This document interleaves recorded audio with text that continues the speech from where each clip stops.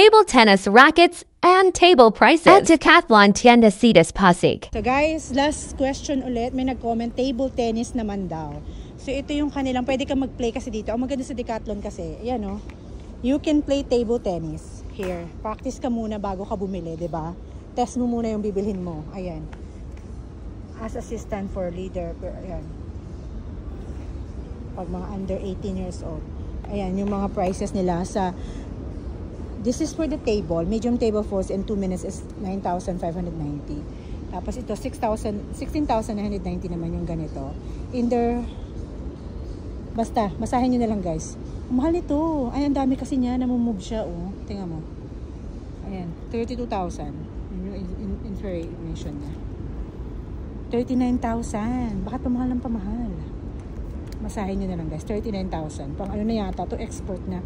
Tapos ito, para siyang folding pool is 14,190. Ano, yung racket niya.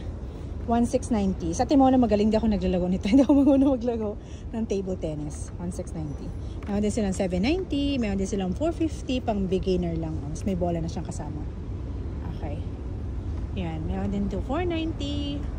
May 3,590 pa. Ang piling ko pang expert na to. Basahin nyo na lang. Ayan, information.